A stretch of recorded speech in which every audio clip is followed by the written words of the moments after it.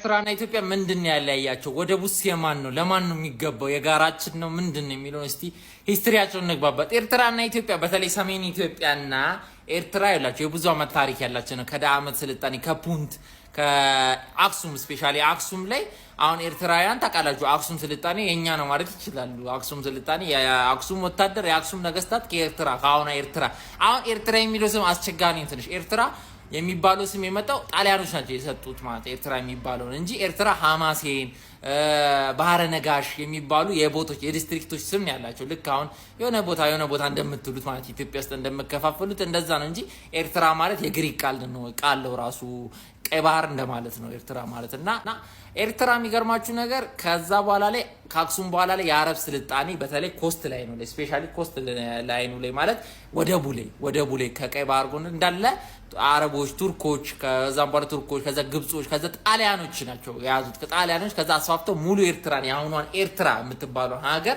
ይዘው ኤርትራ ብለው ሰይመው ለ50 ዓመት ገዝተዋታል። በዚህ መሀል ነው እንግዲህ አድዋ ላይ ተሸንፈው የተመለሱት። የኢትዮጵያ ጦር ኤርትራን ማስመለስ አልቻለም። ያልቻለበትን ምክንያት ተዳከመ። በአድዋ ላይ የራሱ ቀለቡን ጨርሷል። ገብቶ ማረስ አለበት። ብዙ ነገሮች ሪዝኖች አሉ። እሱ ረጅም ነው ማለት ነው። ስለዚህ ማስመለስ አልተቻለም። አፄ ዮሐንስ ሞክሯል፣ አፄ ምኒልክ ሞክሯል፣ ማንም አልቻለም። ስለዚህ ኤርትራ ይዞ ቆየ። ኤርትራ ይዞ ከቆየ በኋላ ከ40 ዓመት በኋላ ቆይቶ መጥቶ ወሮ እንደገና ይዞ 5 ዓመት ከቆየ በኋላ የእንግሊዝ ጦርና የኢትዮጵያ ጦር ሆኖ አንድ ላይ ከኢትዮጵያ አባረራቸው። የጣሊያንን ጦር ማለት ነው። በሁለተኛ ዓለም ጦርነት ጊዜ ነው እሺ ተባሮ ጣሊያንና እንግሊዝ ጠላታማቾች ሆነው ነው እንግዲህ እንግሊዝ አግዛ ለኢትዮጵያ አግዛ ሳይሆን ጠላታማቾች ስለሆኑ ነው አባራ ኤርትራ አስገባች ማለት ነው። የጣሊያንን ጦር ኤርትራንም አስለቀቁ ማለት ነው። ከኤርትራን በኩል የገባ ኃይል አለ እና እንደዚህ ብለው አስለቀቀው ኤርትራን ያዙ። ኢትዮጵያን ለመያዝ ፈለጉ እንግሊዞች ግን አልቻሉም እና አፄ ኃይለ ሥላሴ ተዋጊዎቹ ምናምን አስለቀቁ ማለት ነው። ኤርትራ ላይ ግን ማለት ነው ማን ያስለቀቅ?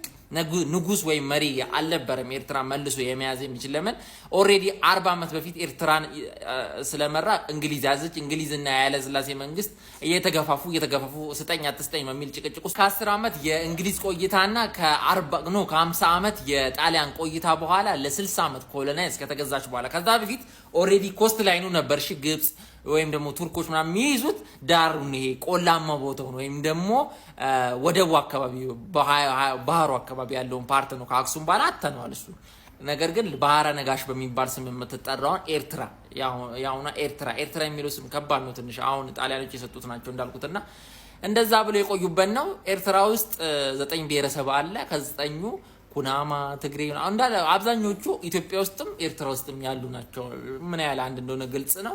ከዛ በኋላ አፄ ኃይለ ሥላሴ መልሰው ያዙ። በምንድን ነው ያዙት? ዩኤን ፈቅዶላቸው ነው። እሺ በጉልበት ምናምን አይደለም። የኤርትራ ህዝብ መርጧቸው፣ የኤርትራ ኤሊቶች ምሁራን መርጠዋቸው ነው ከእናት ሀገራችን ከኢትዮጵያ ጋር እንሆናለን ብለው አስምሩልኝ አንድ እንሆናለን ብለው ነው የሆኑት። ነገር ግን ሲስማሙ የራሳችን ባንዲራ የራሳችን ህገ መንግስት ይኖራል ብለው የራሳችን ክልል ይኖራል ብለው ተስማምተው ነው የገቡት ማለት ነው የያዙት ያም እና አፄ ኃይለ ሥላሴ ይሄ ነገር ሌሎቹንም ያቀብጥብኛል ብለው ወዲያው ነው የከለከሉት። ሌሎቹም ባንዲራና ክልል ምናምን እንዳሁን ክልል ይሆኑብኛል፣ ሶማሌውም ሁሉም ክልል ስጠኝ ይለኛል በሚል ነው የከለከሉትና ጨፍልቀው ሙሉ ኤርትራ ባንዲራ ኤርትራ ነው የሚባል ሀገር የለም ብለው ጭፍልቅ አድርገው ኢትዮጵያ ቀላቀሉ። በዚህ ማለት አኮረፉ። ሻቢያ ምናምን የሚባሉ ቡድኖች ወይም ደግሞ ተቃዋሚ ኃይሎች ከዚህ በኋላ ነው የተፈጠሩት ማለት ነው። እና ነገር ግን ማወቅ ያለባችሁ ነገር በዚህ ሰዓት ላይ አዲስ አበባ ላይ ኤርትራውያን ለአዲስ አበባ ብዙ ነገር እያደረጉ ነው። ሀቁን ስናወራ መካካር ትተን ማለት ነው። ከጣሊያን ብዙ የጋራጅ ይሄ መኪና ምናምን ቴክኒክን ተምረዋል ከጣሊያን ማለት ነው። 50 ዓመት ስለተገዙ በጣሊያን ይህንን ነገር ደግሞ አፄ ኃይለ ሥላሴ በደንብ ነበር የፈለጉት። ወደ ስልጣን አምጥተው በደንብ ስልጣን ላይ አስቀምጠው በጣም ቁልፍ ቦታ ላይ አስቀምጠው አፄ ኃይለ ሥላሴ ማለት ነው። ከኤርትራውያን ጋር ቢፍ የላቸውም። ሀገር የሚለው ነገር ነው እንጂ በደንብ አዲስ አበባ ላይ ቦታ ተሰጥቷቸው ጋራጅ ቤቱ ምኑ ንቅት አድርጓት ማለት ነው። አዲስ አበባ ማለት ለምን አዲስ አበባ ዘኒ ስላልተገዛች ምንም ቢሆን የኢሮፒያን እንትን የለም። ይሄ የኢሮፒያን ካልቸር ይሄ አሁን እኛ እንትን የምንልበት ማለት ነው። ይሄ ካፌው ምኑ እነዚህ ነገሮች በደንብ ነው ኤርትራውያን ለአዲስ አበባ እድገት ወሳኝ ናቸው። ስለዚህ እንኳን ለኛ አዲስ አበባ ለኤርትራውያንም ከተማቸው ነች ማለት ያህል ነው ጠብ ያረኩላችሁ ይሄንን ማለት ነው። በጣም እና አሁን አይደብራችሁ አንዳንድ ሰዎች ኤርትራውያን አዲስ አበባ ስታይ የሚደብራችሁ ሰዎች አሉ። አይደብራችሁ ኤርትራውያን ሀገራቸው ነው ይሄ ማለት ነው። ያው የኛም ቀይ ባህርኛ ነው ትላለህ። አይ ጨዋታ ያለው ቀይ ባህር ላይ በጣም ጭቅጭቅ አለ። እናንተ እዩትና ፍቱት። በጋራ ብንጠቀምበት ጥሩ ነው።